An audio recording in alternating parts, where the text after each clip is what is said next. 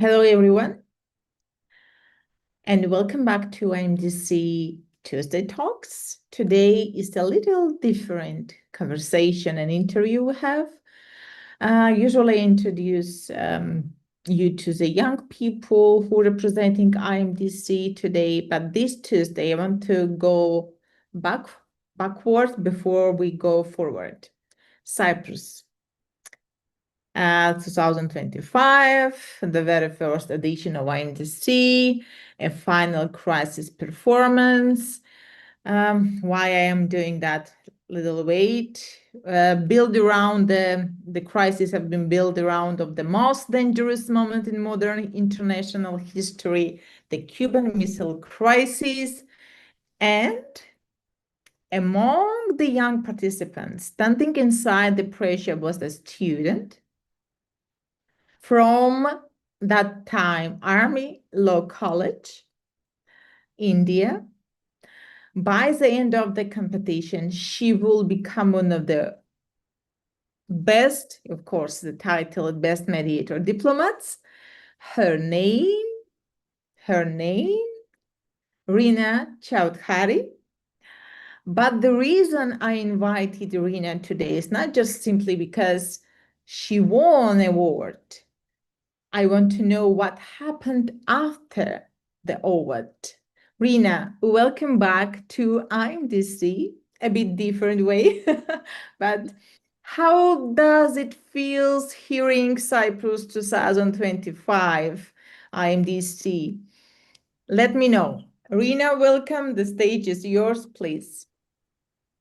Hi, everyone. And I really want to thank Christine for having me here today on this Tuesday Talks. And when I think about Cyprus, it kind of gives me, I would not say chills, but like a wave of excitement, because this is, I think, a very major part of my journey, which kind of developed or kind of molded me into a person that I am today. So it really means a lot to me. So, do you remember the person you were when you arrived? That time when you came first time and I saw you and you presented your team, because I'm looking at your professional journey today and I'm thinking quite a lot has happened since then. If I will put Reena 2025 and Reena 2026 and the same negotiation table, who wins? I think the Reena of 2026, because a lot of things have changed in me from when I was in 2025 in my undergrad, and I was just exploring mediation since I started it in my second year, but eventually when I took part in this competition, it gave it a different route, I would say, because it also included diplomacy. So it sort of, yeah, because that field also interested me for a long time. But I was looking for some opportunity to, just have an experience of it at first hand and then think about it, what do I feel about it. So I think this is the first ever competition that I've ever heard of doing this, which is combining mediation and diplomacy. And when I heard about it, I was just so excited. And this was I had judged a lot of international competitions, but participating in one was a very different experience. Yeah. This is great. So, why? What does, let's say, Reena knows and other that time didn't? How do you think? I would say I have become a more relaxed and confident person. Like I would be calm even under stressful situations like the one we had during a competition, the simulations, especially the Cuban Missile Crisis, because we were three mediator diplomats in one room and we have two or three different parties, and we only have limited time to, get to somewhere. So, and that at that point of time, it was because when I was prepping for the competition, I could find no material to, go and look back to, like, what do I have to prep and how would I go about it. So it was almost, most of it was on the spot. And it has taught me a lot of things. And I've become a more confident version of myself with clarity and articulation skills. And I think it was for the best. Yeah. I remember your face that time when you have oh, it's just let's back again because it was really curious, and I have another slightly unfair question for you. So you cannot use what you knew then, as you told me now, and I want you to look at the Cuban Missile Crisis performance with the eyes you have now, and you know that it was not easy task, and it's one of the most famous global crises. Now, Reena, more, I know you are more, how was it, you are smart enough, but you are more, you achieved a lot, especially in diplomacy and the treaties. And I see how we are growing and growing. Now, with your eyes, 2026, how you look at this crisis, how we could perform differently. About performing differently. I would say, from what all I remember from the case and as well as the round, I think we were too focused on the mediation part of it rather than diplomacy, because I mean, it was the first time something like this was happening, and we were all trained in mediation and not to, like, combine diplomacy with mediation. So rather than just facilitating and kind of giving the floor completely to the parties, like, well, like it happened in that round, because the parties took a lot of time to, express their emotions and express the opinions of the dispute or the conflict. And it was from a mediation point of view, like they are setting the stage, giving their side of the story. But I think the diplomacy element was not as much as it had to be. And now, as I look back to it, I think, just rather than just facilitating, you have to play an active role, kind of maybe giving suggestions as well, like how you are looking at the dispute after hearing both the parties. So I think that would be my lookout as of now. Yes. And just is coming out, just will you, Reena, be more, of course, you just answered that you will be more diplomatic, right, in 2026, more dangerous at the negotiable table. So, right, correct. And this year in Armenia, I witnessed the same in the new teams. They tried to use the commercial mediation techniques, which is I'm not comparing. It's impossible to compare. I say to them from the beginning to read very, very carefully, because we do change it more. We did more strict our rules. I shared the treaty. I said you have to be as a fish in the treaties. You have to understand how to use them without saying the articles. So take them to the red room. Use this red room that I think only one team use it. And they thought it's easy to do. It's easy task, but I witnessed it a lot mediation rather than diplomatic mediation. This is a core problem of most of the even coolest teams, because they do have only commercial background. That's Yeah, it. I would agree with you.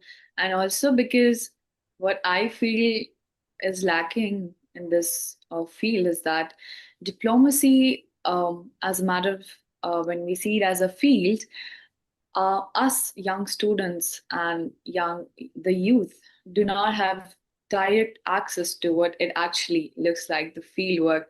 We only hear from the experts what they are doing with the other country on certain aspects, and we hear it from news. We don't see it what actually, when you are in that situation, how you would act and react to the questions, and to the arguments that the other party presents. So I think this is what the unique aspect of this competition. And I think it would take some time for people to understand that this is not what they have to do, similar to the other competitions that are conducted around the world.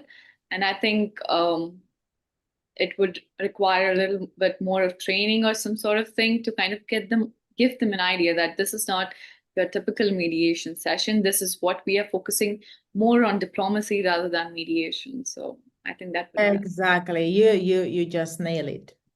You understood why? Because now I'm witnessing how you're growing, how much you are taking to the diplomacy. You just stood on this path, and something the most diplomatic person in the room is actually the most strategically dangerous one. Why?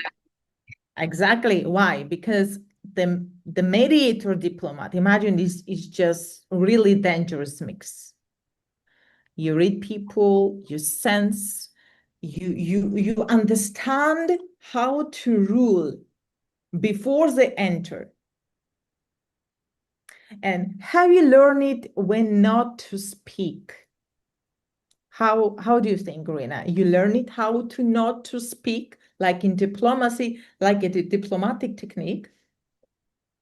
So I would say you would, if I'm being a diplomat in a particular matter, I would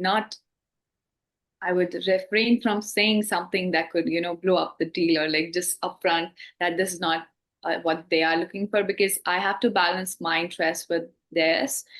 And if I talk about it from the competition perspective, Yeah. you would hear the other parties and you would dare not take the side of one party, because you are also mediating there, just not correcting or taking positions diplomatically. So this is a kind of another, this game is on the another level, just not diplomacy or just not mediation, but it's a combo of both. So you have to balance the interests of both the parties and also think rationally, how would this dispute be solved and what would the best outcome be? Yes, definitely. So what is about, okay, Cyprus? I want to move smoothly about your great achievement that I'm witnessing quietly. That Cyprus wasn't the end of your international journey. You're later representing India's United States Department of State. There's a SUCI fellow, if I'm pronouncing correct. I'm less interested just in where you traveled than in what traveling did your thinking was about that time, and how you see yourself. Tell us about this, your story in America. So we got through like various rounds of interviews, and I was I was not so sure that I would get this opportunity, but I was too excited when it all got confirmed. But it was being delayed because of the situation, the political situation in US at that time. So I was not sure if I would be able to even go there. But we uh, everything was cleared, and we went to this University of Reno, which is in Nevada State. And so it was a mix of academic teaching, as well as we visited various institutions, including the State Guard and the Pentagon. And I was very excited to go there because I also come from a defense background. My dad was in army. So it was very exciting for me. And I kind of went to all those places that I have had like heard of somewhere, and I was just dreaming about it. I didn't know it would come real, but I think the important part and the important learning that I learned from there was that you have certain assumptions and perceptions of a community of or a state based on the information that you hear from the news or where you read. But when you actually go there, it's a different picture. So we had two student diplomats from the university itself who were helping us to settle down there. And we had, I mean, various conversations regarding what they have a picture of India in their mind, what we think about the US and the people, and talking about various critical aspects like rule of law and kind of how things work in our country. And I think that gave me a new perspective of looking at people. And I think when I entered into mediation since my second year, and I got connected with a lot of people across the world. And that was the one thing that excites me till date, because I love interacting with new people from new cultures and learn more about them. And so I think that also helped me build my diplomacy skills somewhere, because you need to know like how to deal with people, the point that you mentioned, when you need to speak and when you don't need to speak. So, and also regarding negotiations, I think we were given a lot of tasks, team tasks as well as individual, and it tested us on a different level of skills all the time. And the important thing I carry with me today also, we were on a we were on a some discovery thing. There was a camp or something, and the person uh, divided us into two teams. And at the end of the task, he wanted to. There was a ritual kind of thing that he would give a bracelet to the person he thought would be a very good leader, and I was very surprised to get that. And he also told me that I have a lot of potential, because earlier I was not, I didn't feel very confident because I had less exposure. And I had people around me saying that, you know, you're not built for this and all the stories. But I think people had people having faith in me, that kind of boosted my self confidence, because I also saw myself doing all those things that I didn't think I was capable of. And at the end of the program, also, there was a resource person who came to deliver a lecture, and he said that you got to have a legacy that you want to leave behind in this world. And that has stayed me till today. And that is what I'm working towards since that program. And I want to make a mark in this world, and that to a meaningful one. So you I see what you hope I say? didn't speak too much. You see what I say? It's legacy. So remember my first lecture when I met all of you, what I said, how I encourage you in the last session, when I met with 3 of you diplomats, mediators, and what I say to you, awaken your talents, because all of you, you are unique. You know, if you will pay attention, but the people or society think about you, how they try to teach you, how you are, look at the mirror. What I say to you, look at the mirror and say to yourself, I'm unique. I am Reena. I deserve the best, and I know what I want to do. When the people don't know what they want from this life, doesn't matter if they are presidents, generals, army, defenders, or the lawyers, or the judges, or housekeepers. If they don't know their worth, if they don't know what they want from their life, they will ruin it, even though they have their titles with them. I think it's sorry to interrupt. I think what defines a person the most, this is what I've learned through all the experiences I had, is what they think about themselves. And that is what reflects in their actions, their work, and everything around them, their relationships with people. So if they are not happy with themselves, what they are today, they'll also not make people around them happy, and they're not doing anything good in their life. So they need to accept themselves and believe in their potential. That is what I feel. Exactly. Exactly. It doesn't matter. We are not talking about now age. Some people in 25, I saw that they are so masculine. They know exactly what they want from this life. They are really meant. And I saw 45, 55, 60, where they're stuck in the childhood. I'm talking about this psychology, because this is how I read people. I read through actions. People can talk too much. We are witnessing in this global crisis, the people, what they are doing more, only talk. but we are witnessing opposite actions. So that's great to listen, but what there is assumption about you told me that leadership, low conflict, or even your own country that became more complicated after seeing another system from inside. Because we are witnessing, as you say, too, in the news or so, the American dream and everything correct, or in another country, in Sweden is much better than in India, or in another country is better than in India. How you felt yourself, because this got this sense, you can't lie. And he can open more perspectives, or you can open your eyes, and you don't need to wear this eyes glasses, to just see the truth about yourself and how you see the country from inside. And the same question that, following the question that, did international exposure make you more certain about what you believe or learn less one? How do you think?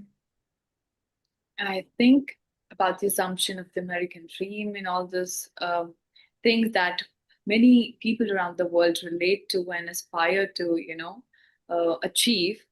What I heard from the student diplomats itself and the people I interacted with is that uh, there is a narrative building that is going on around the world about each and everything, which is very far from reality. Talk about America, talk about India, or talk about any other country in this world today. It's not the reality that they're showing, because I think the media houses or the people who kind of, um, tell people about what's going on, they are influenced in some way or the other. So there's nothing called as reality left in I think this world as of today. So I would say that you don't need to be blind to what you are told, what you are kind of made to see or watch and made to believe by people. Even people have different personalities. They show something outside when they are in position, and they act very differently when they are in their zone or when they're away from the position. That, I think, would be because I had an assumption, as you said, that that people there would have a very good and luxury and very that kind of life. But when I went there, I saw people struggling to even kind of live their lives and doing everything they could do. And talking with people my age, this perspective of having perfection and having portraying a country as the best, and this is the perfect example, is this is not true. Some countries, I mean, countries or people have few good aspects or qualities about them, but it doesn't mean that they don't have anything, they're not doing any bad thing, or they're not doing injustice, because our study was focused more on rule of law and how the institutions in US work. And when I compared that to my country, there were a few lacunas there also, and in my country too.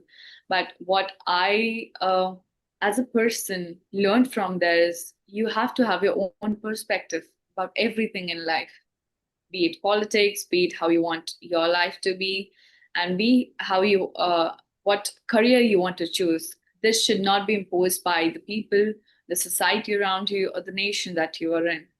You should have your own views about everything. And I think that diplomacy also kind of inculcates this skill or value, as you say, because you have to view everything with your perspective. You don't believe what someone said before going into that room. You change your thoughts when you are in that situation and act accordingly. So the spontaneous reactions, the presence of mind, that is what you have to have. Yes.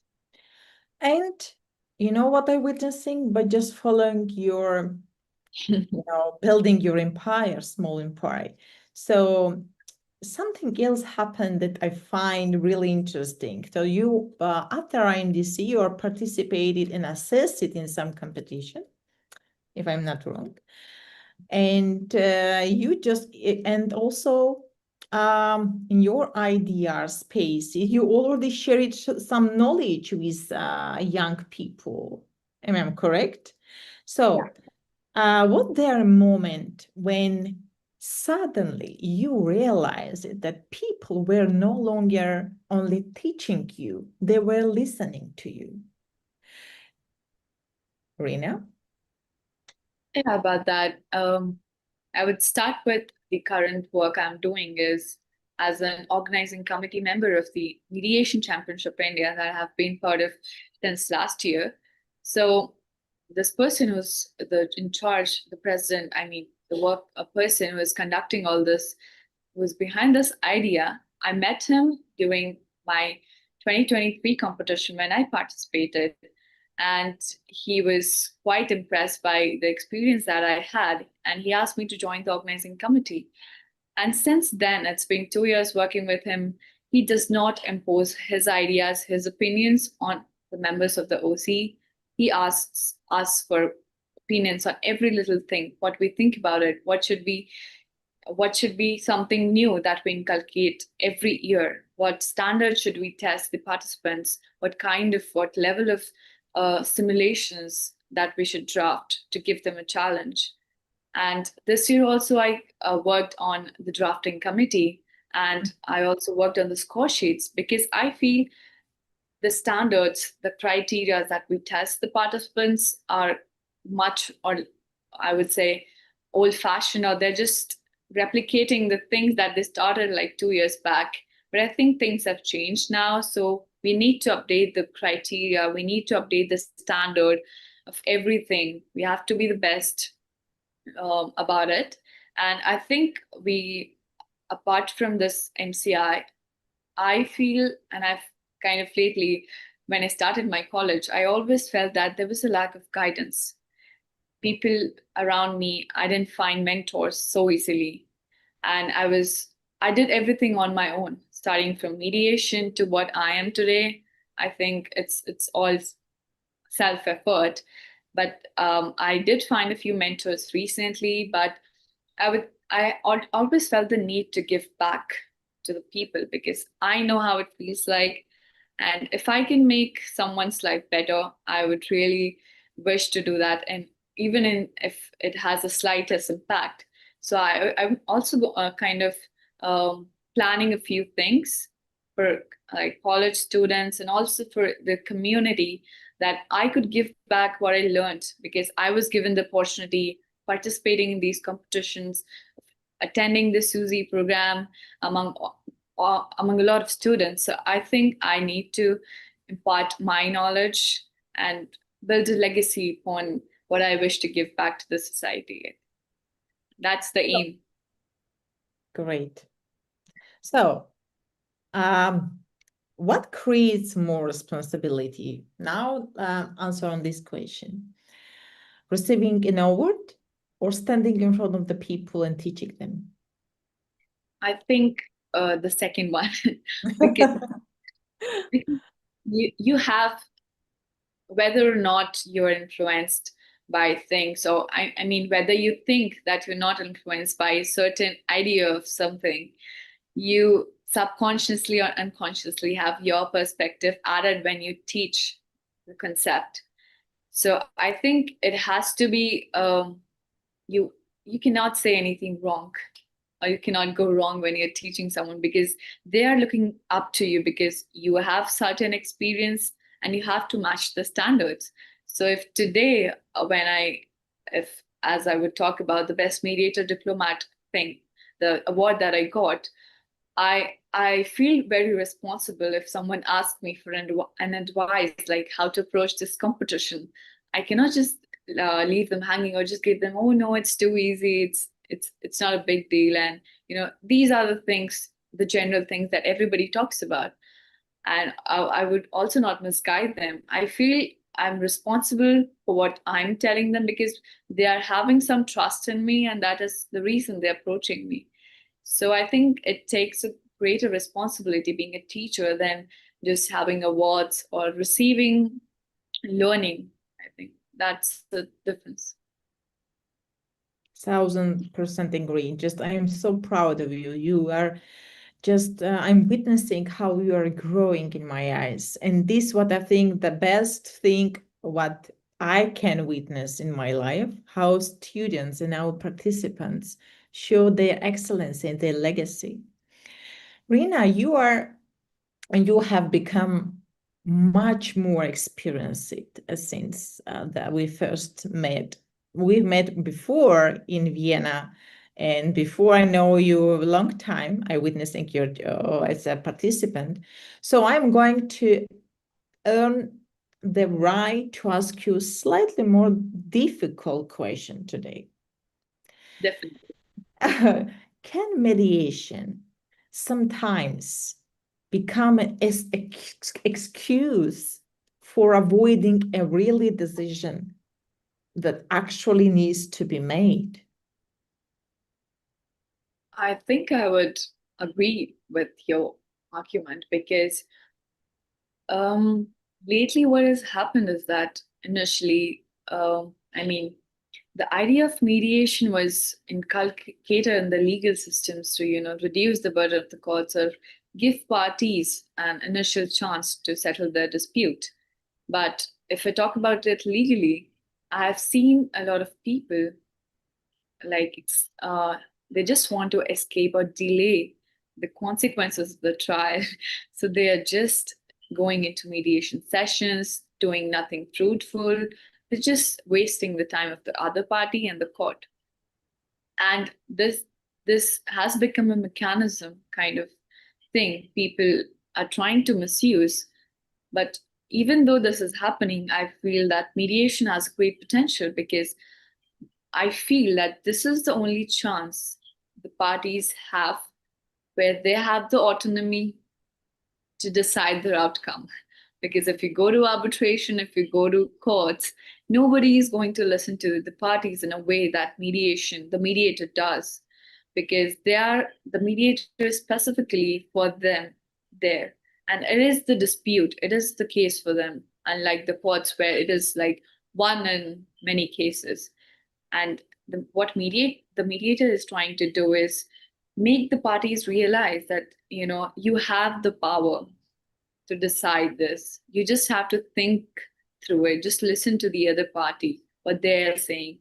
And this doesn't have to end in certain way. It can be beneficial for both of you. So I think this is the very essential part of what the mediation process is. And this is what we all are promoting. And this is because this has definitely a great impact. For example, when I talk to a few people, I myself like subconscious, I would not say like intentionally, but unintentionally, I became part of many disputes. I would not say officially appointed as a mediator, but I was playing the same role. And I have realized that there were a few relationships or work things that could go the wrong way, but because they chose to sit down peacefully and just think it through again, it made a whole lot of difference. And I would say it is not a thing for just us. When I started mediating, I was a very different person before that. And now I feel the mediation itself has changed me as a person. When I hear the other person, I do have my story of the case, but I don't just impose that. This what I'm saying is right. I try to listen to the other party. I try to think that they might be saying something which I looked from the other perspective, and I may not be right. So I think this is a life skill that everyone should have. And I worked with Chizoke from Nigeria. He's focused on peer mediations. Like he's teaching school kids how to mediate and what is mediation. I think that's a great thing. And I would love to work more in this field as well, just apart from the commercial mediations that we do.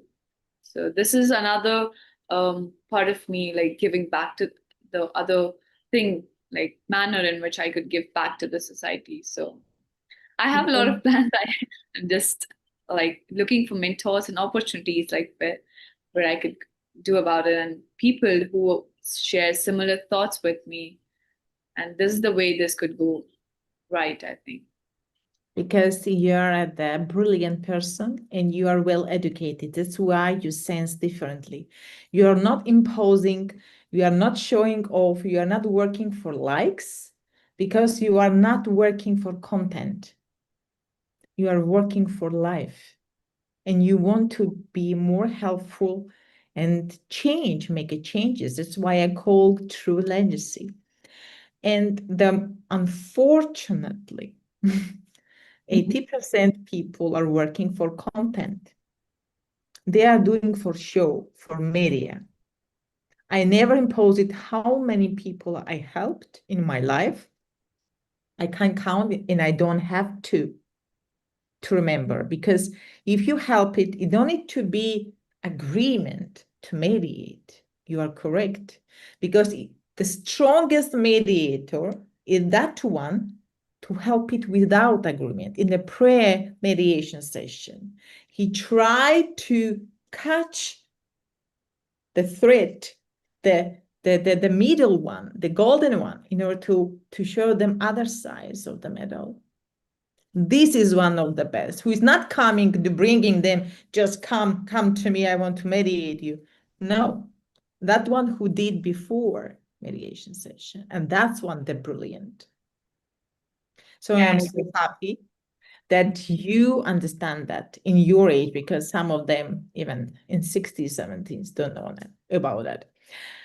So you are telling to me that is every conflict worth mediating or not? The question was my tricky one.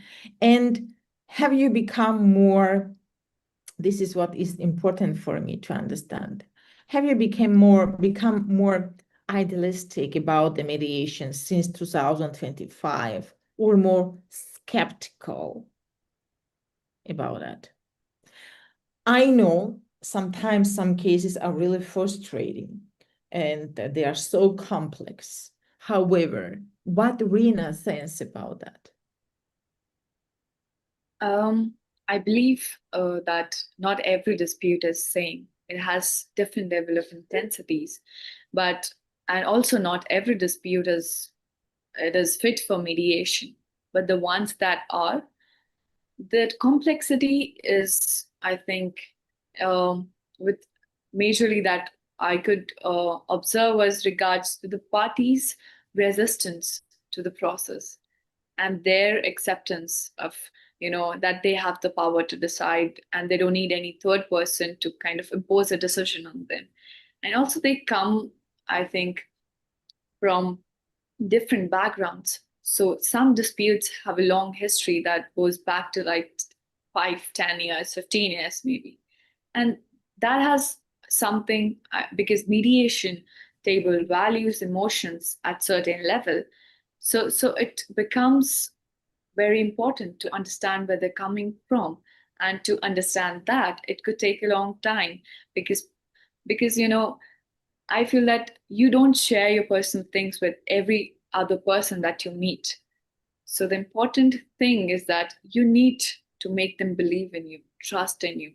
And once they have that trust, it may take like a day, like 5 days, maybe 10, 15 meetings when they don't even believe you till that time. But once you get their trust that you are there for them and to listen them without judging them of where they're coming from or what they think, I think they will be open to, saying that this is what I felt because this is what I experienced. This is my side of the story.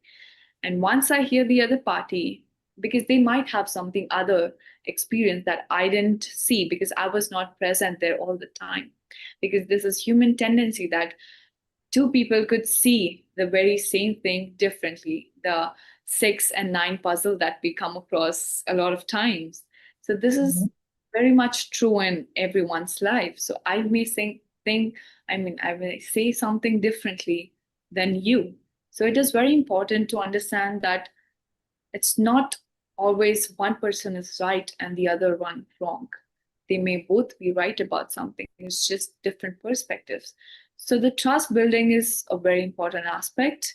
And I think that could reduce the complexity to a very, I think, substantial level, because once they trust, they are agreeable to, look for solutions that would be best for them, not just what they are thinking is good for them, because circumstances change day by day, and their thought process too, after listening what the other party has to say. So I think it's not like it's impossible to, mediate the complex disputes. It's just it takes more time as compared to the other smaller disputes. Yeah. Yes. I will say just the trust is one of the harder thing what we can fix in mediation. It's not only mediation. The trust is negotiation, daily life. Because to broke trust, you need 1 second. 1 second. To build trust is not easy. Even though you can show the evidences, you can show the papers, 10,000 the stamps and everything, even though they will be so, they will assume, oh, can I trust these people? But inside, deeply, even though they will say to you, I trust you, but don't believe the words. Look at the gestures, because the people, the eyes, the position, the posture, you can see if the people really trust you. But I think the trust is one of the to have somebody's trust, you have to keep like the brilliant, because if you really people trust you, don't broke it, don't breach it. Otherwise, to build again, there is no second chance sometimes. Why? Depends of the situation. It can be the second chance to build the trust when you left something. Don't burn it full. It is the breach without having, the close it, the door. You understand what I mean.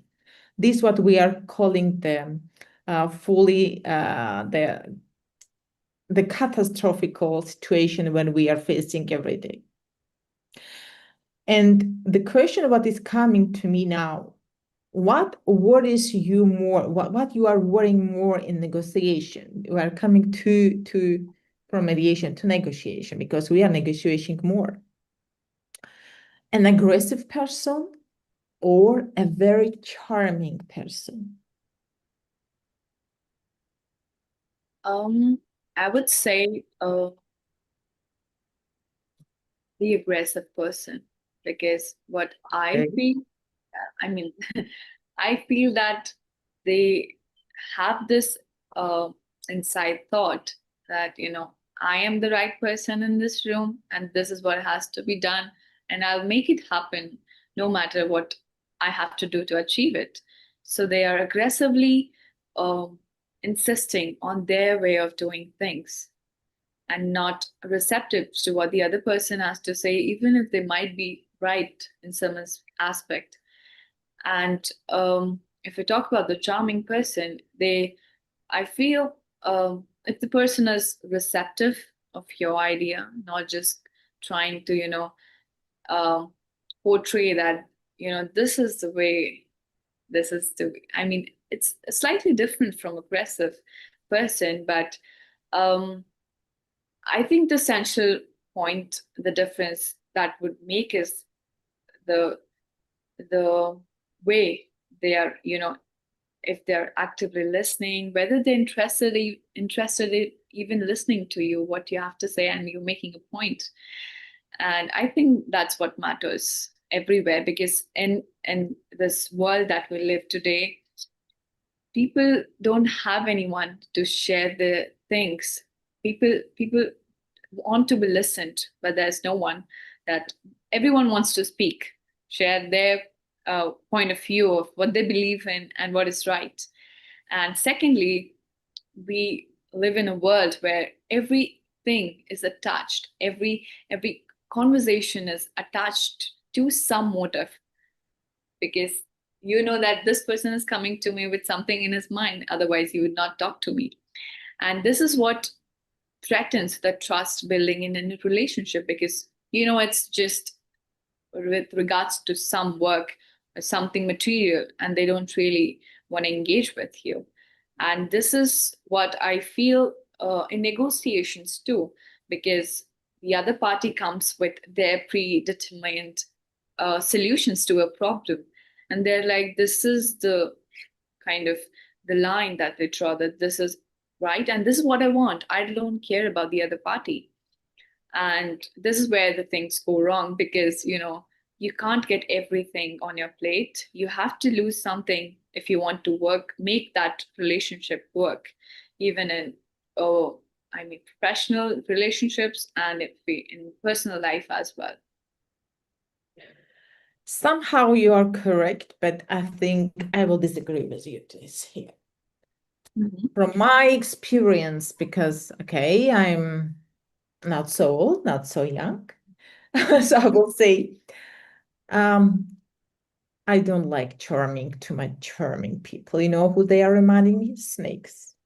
If you are going back at an Adam and Eva, you remember who was very charming and what happened at the end. The charming people, my love, they are the aggressive, you can see. The aggression, it shows, announces itself who these people are. So you are prepared for everything. But charming people, the most of them, they are very best manipulators. And you don't know what kind of one of them charming mask they are wearing. You understood? So the manipulation often doesn't show by aggressive people, because aggressive is predictable sometimes.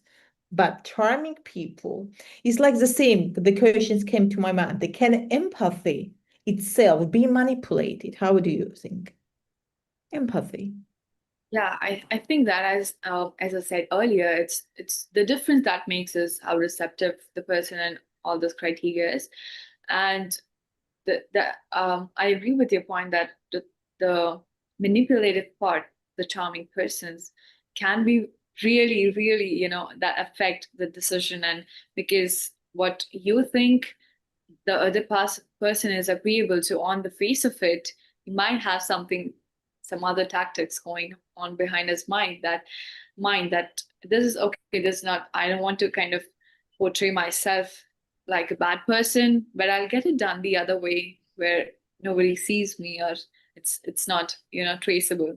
So I think that's also the other part of seeing it. Okay, so we are going to the best, the part of interview where we discuss about our parable. One of them for you, I decided to share the third envelope, the hardest one, because you achieved this level where I can share it with you. Are you ready? Yeah, I'm ready. Okay, Reena, now we come to my favorite part. And now your care is the best mediator diplomat, and you're going to make your little harder. And imagine you are mediating between two companies after the catastrophic industrial accident. I know in India, we witnessed it, not one, I think a lot of several catastrophic industrial accidents. They have it in India, and you hear it from the news, and hundreds of the families are waiting for compensation, my dear. After the months of negotiation, mediation, you finally achieve what seemed impossible. Both sides agree on the settlement. The victims will receive compensation immediately. The companies will avoid years of litigation, and everyone is ready to sign tomorrow morning. That evening, somehow, you receive an unknown, like it's happening, because it's sometimes when you feel, oh, I'm so lucky, the bad luck coming from somewhere. So you will receive some anonymous envelope inside a document suggesting that one company knew about the safety defect before the accident. In this document is genuine that settlement you negotiated may be based on incomplete information, but you can't verify the document before tomorrow because it's almost night. So if you stop the settlement, hundreds of the families may wait years of compensation because they will go where? They will pass through the litigation. And you know how many years. If you allow the settlement to proceed, you may be helping to close a case without full truth. And here we go. And you can't reveal an unverified document because I know how is Reena. I know your character. And the thought is where facts. Tell me, my dear Reena, what do you do? I just need a moment to kind of process all this information. So, Well, any suggestion? I feel, I think what I would consider the topmost priority would be what could be the worst case scenario in this case. Because we also witnessed, as I said, there were a lot of industrial accidents that India witnessed, and one of the major one was the Bhopal gas tragedy. In that case, it was they had come to an settlement, both the companies, but even though because, as I said, there was a knowledge of the safety concerns, even after that, um, they did not care to do something about it. The government eventually said that this is not how it has to happen, even though you have settled outside the court. And because the settlement that you agreed on was, not at par with the damage that was caused to the families, the area, environment, and even the families, because a lot of people died in that accident. So if and this took a lot of years, the families um, suffered a lot because the litigation went on for years, and I think in this situation, what I would prefer is the immediate relief that the parties would get, because I do not have a verified information, and I keep the interests of the people above the unverified information. But I would try to investigate into the matter, because this settlement is not the end of everything. It's not just that when you sign a settlement, you escape the liability. I mean, in total, because now you're just compensating for the things that you are telling the other party, and it's just the compensation for what has been damaged and just to restore their possession. I know it does not help them much, but at least help them in some way. But the legal question of here avoiding the liability, I would because I would certainly say that this is not the end of the dispute here, because you try to portray something differently, and this is not, I'm not remembering the word correctly here, but you cannot escape your liability just from the private settlement, because this is two different perspectives that I see with it. This is the relief part that is going on, and the thing that you're hiding is this is something that affects the society. I think the system, the society at large. So I would further investigate this matter, but I would, because I don't have time, I would, for the time being, would go with the settlement. I don't know if this is the right position that you would take, but this is what I feel. Okay, how you feel? So you will not postpone the signing, even because you know that if you postpone, might destroy the settlement of completely, correct? Yeah, that's what I'm so Okay, so now I will give you another piece of information. okay. So the Ready. sender contact of this envelope, he contacted with you privately in the morning, early morning. It is an employee of this company that tell you the documents are authentic, but they refuse to testify because they fear losing their career. Does your decision change or you will follow it? I think the one thing that could change the decision would be the authenticity of the information, because if it is true, even though they're not, if I could prove the source of the information, I mean, not by disclosing their names to disclose it, but because I think if the things are disclosed, um, that were sent to me, I think that would make a greater claim. I mean, the amount the court could award would, I mean, go to multiple, I mean, it would multiply in some extent, and that would be a more appropriate or reasonable, I think, compensation that could the parties could get, I think. I'm slightly shifting my view here. Okay, you still think that first of all, let me protect these families, and after we will discuss about this, so how we can, find the truth from everything through the court, because otherwise, oh, it's so harder becoming now another story. Information is coming to the table. Now the victims representative tells you privately, everything privately. We suspect there is more to the story, but our families cannot wait another 5 years.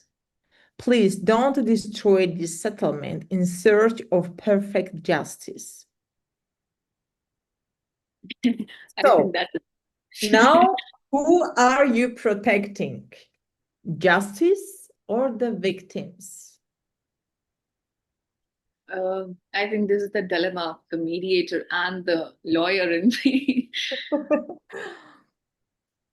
I would argue that the end goal of the litigation, the cases, is providing justice to the people at the very end. And it could take long time. And I have witnessed cases and I've experienced it that people are in very distress when they approach the court in the first instance because they couldn't do anything further, and that is why they're putting their trust in the legal system.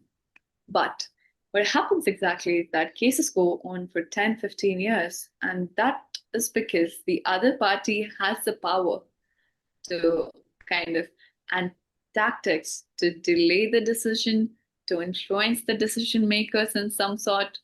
And it's not always true that if you approach the court, you'll get the right justice that you wanted to achieve in the first place, or which is rightful to you, because it depends on various factors. And given the circumstances in today's world, it is very easy for influential and powerful people to get decisions in their favor. And when we are talking about companies of this nature, it's not a hard thing for them to not if escape the liability fully or completely, they would try to delay it as much as possible. And the victims, they would continue to suffer for 10, 15 years till the litigation goes. And I think this would not be a rightful justice done to them. So I would still go with what my initial proposition was, that I want to lean towards the victims' justice, because it will not make any good to them if they kind of receive the settlement award after like 15 years, because they are out of the situation in some manner or gotten worse from what they stood at that point of time. So I think this is the true justice that I feel that could be delayed if we go to litigation. So I wanted to ask, what about the truth, victims, mediation station, or you want to just decide to give the parties to discuss about their destiny? However, question came, the hardest one to me. You think the kind of settlement be fair, my dear Reena, if it brings peace before the full truth is known? Can you come again? I missed the Can a last part. settlement, can a settlement itself be fair if it brings peace before the full truth is known?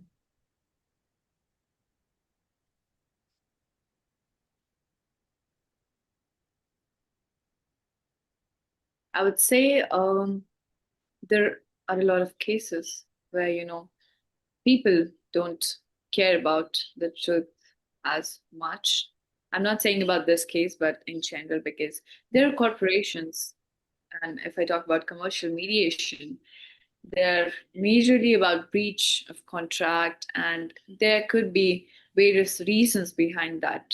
But they do focus on the reason, but not to, stick to those reasons. They want some solution to go forward, because what has been done. They want to kind of, you know, fulfill or, compensate for the time, the money that they've lost. And they want to, settle on that basis, whether the things that the other party said were true or not. This is what they're looking for and moving forward. So I think truth is a part of the process, the settlement, and it can influence it in many ways. But I think what matters is the future that lies ahead of them. And I think the fairness of the settlement would uh, be with respect to what the parties want. And in this case, I feel even though the truth is not completely disclosed, they are ready to kind of compensate in some manner, at least, if not the rightful compensation that the victims are entitled. But I feel it's better to, receive 5 out of 10 if it compared to nothing. So this is what I would go with. I don't know Nothing. if Yes, I don't want to say yes, sorry to disrupt. Please finish. Yeah, I was just saying that I don't know what the legal fraternity would think about it, but this is, I think, for me, the decision that I would make if I had to. Okay. I will not judge just this is your intention, and this is exactly how we are doing this, why you makes you unique. And one last hardest question I would ask Reena. A mediator is supposed to facilitate the party's decision, not become a judge. But where is the line between neutrality and becoming so silent in front of the information that might fundamentally change informed consent? I would say the line for me was from being a facilitative mediator to kind of taking sides or having an opinion uh, about the conflict, the dispute, was that it should not be influencing the disputes. If we talk about commercial mediation, my morals, my beliefs in life, what I have. But I feel when there's a situation that's not just about the two people that I'm mediating with, it affects the society on a larger extent, and the interests of the society are involved, or a lot of people are involved, I would say. Because yeah, there are a lot of people, or as I was taught first, only the facilitative style of mediation, but we have a lot more, because we also see people, not just sitting there facilitating, okay, this is what this party has to say and what do you want to say also, but being proactive and giving solutions. So after hearing both of you, this is what I think is would be best for both of you. What do you have to say? It's not imposing a decision, it's just giving, because they are not able to see the situation from where you are coming, because they're just involved in their story. So here uh, I don't want to be only the facilitative kind, because it depends on the circumstances. You have to change your stance with regards to the changing circumstances. And I would advise the parties that this is where I'm coming from, and I feel if it is suited to the situation. And I think the line that I would draw would be, as I said, what stakes are involved. And yeah, even if, or also if this case is just, or if this case is even fit for mediation at this point, because as you said, that the legal point, the justice aspect of it could be involved in like any stage of it. So things change, and I think you have to change your perspective, your way of dealing dispute with the changing circumstances. And You I think, know, given the limited experience that I have till now, this is what I believe. I don't know if this would be the position after 2 years, but this is what I have to say now. good. I am not going to tell you what I will do. I want our audience to argue with us in these comments. Let's see. Let's engage. Please, if you have different opinion, just comment on your YouTube channel. Just we want to see how you think about it. And Reena, just coming. I don't want to say goodbye to, because I'm not saying goodbye. We are just coming to the final. And Reena, when we met in this competition in Cyprus 2025, I recognized you as one of the best mediator diplomat. Today, I was much more interested in something else. What happened when the certificate went into the folder and real professional life continued?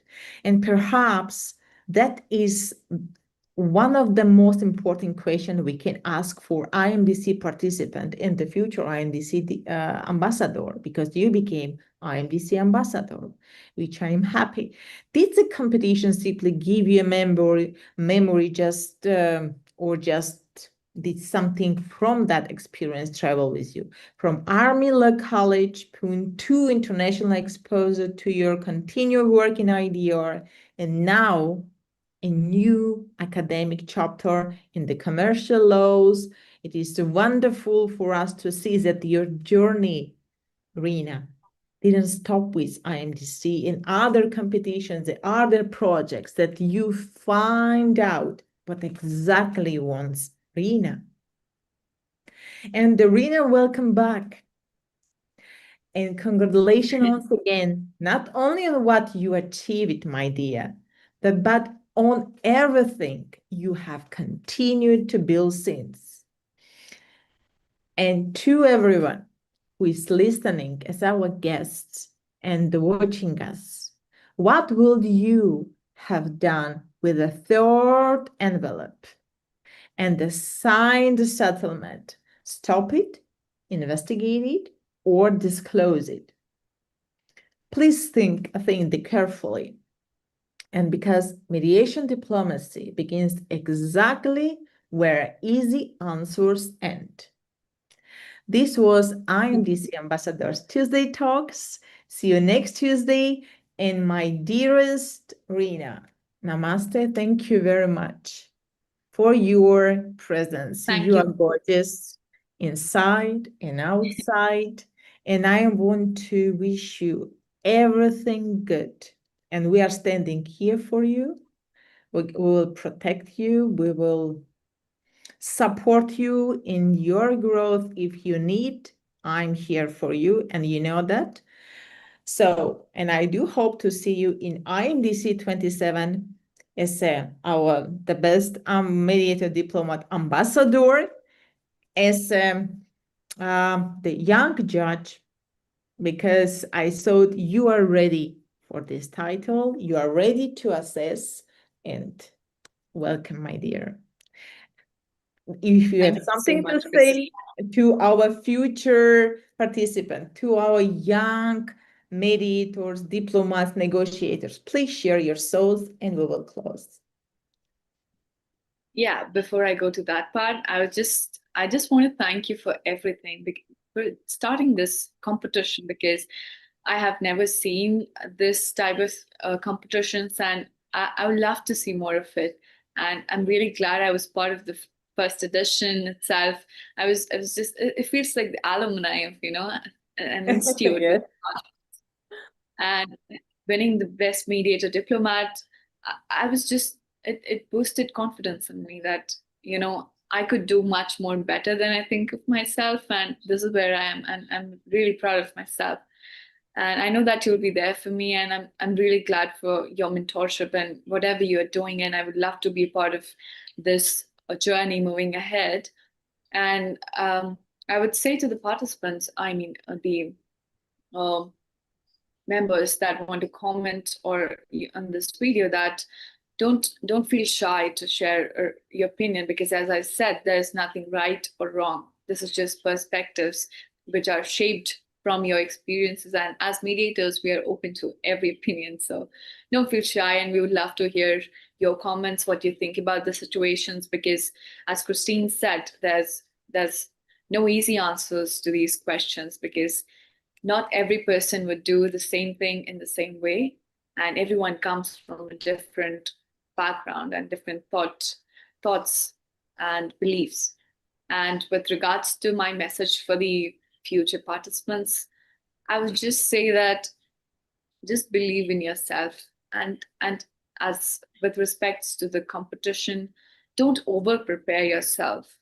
Don't think of the situations beforehand, what would come up, what arguments would come up, and what you would respond to it, because it's not a scripted, I would not recommend scripting each and every line and response, because as I said, diplomacy and mediation is about how spontaneously you use your presence of mind, and this is what you would want to develop through this competition.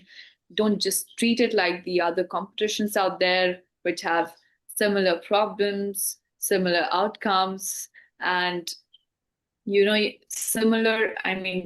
The process is also saturated. It's same everywhere, so you know what you have to do. This competition challenges the the process that you see everywhere.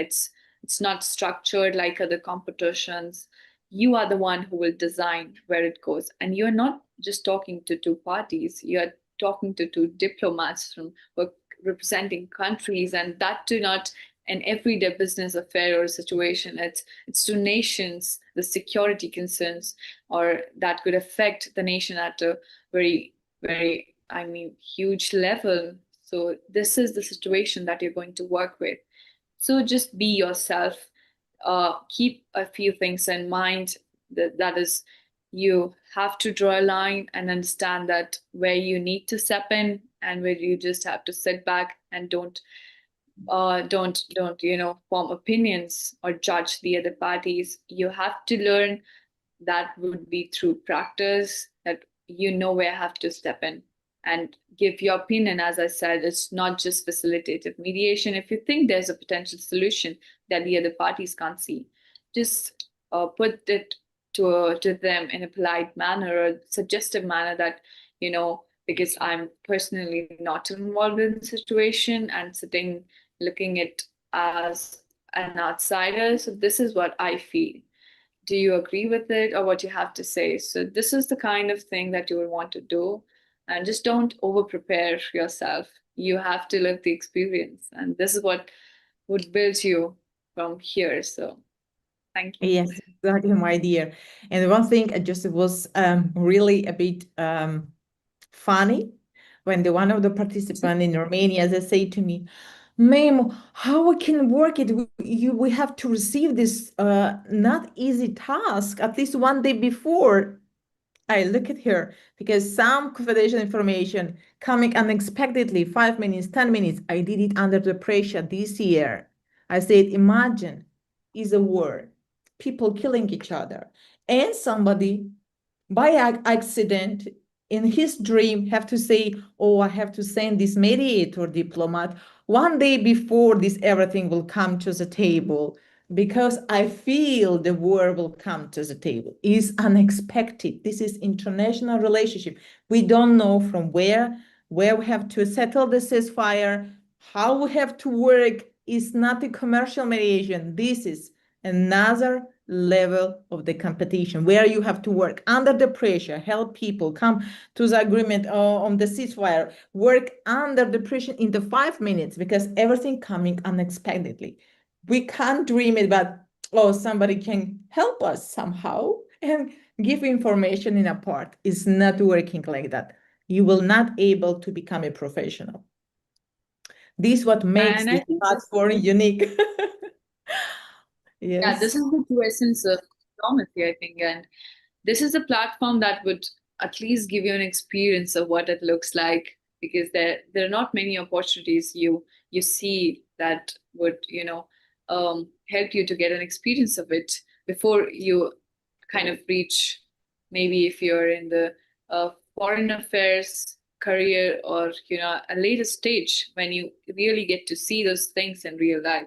So I think this is what makes this competition different, and you should just focus on your kind of spontaneity and presence of mind when things come to you like from nowhere and you have to make a decision. So this is what you could practice rather than just asking for information like give me 48 hours and I'll just ask from few people, or maybe use AI to answer it.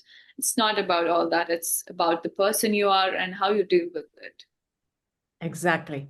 Exactly what you are mentioning. And the problem with this, I witnessed it the most, the answer on the global crisis question. How to handle these conflicts when the people are giving up and they want everything ready and everything easy.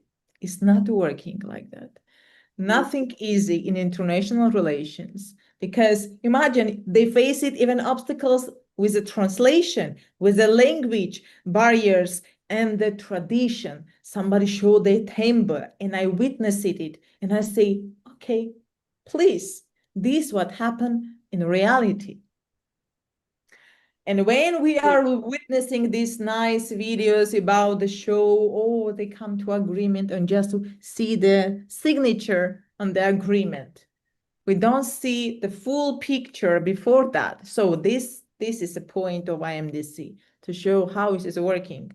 To come to the agreement, you can lose all your hair, you can be sleepless, you are just half-dead diplomat in order to come to something which call agreement, at least, because they say, yes, let's come to agreement. I say, how in reality you can come to agreement?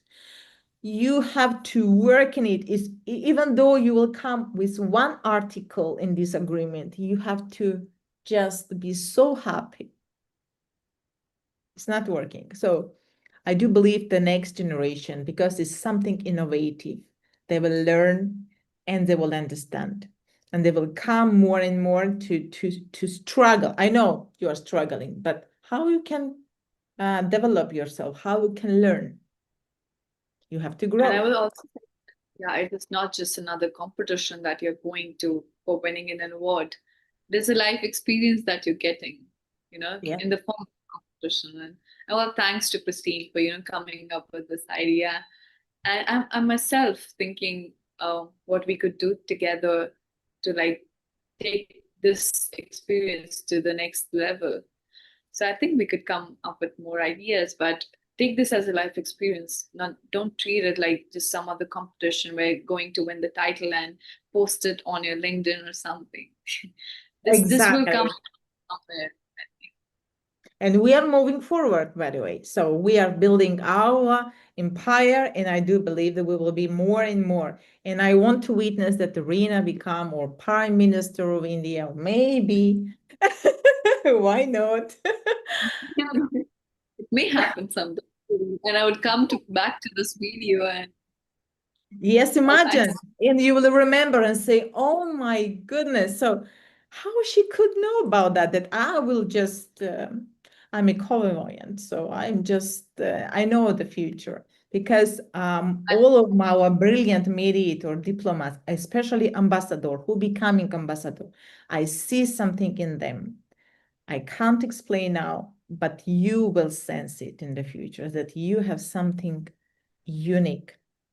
Thank you for being with us, and see you in our other conferences, which is coming in Cyprus now on the hybrid mode about the gender, women's in diplomacy and mediation. Interesting. I'm looking forward to all of it. Yes, thank you, my dear. And enjoy your, I will just witness your future achievements. And I will say again, thank you for our guest, and see you next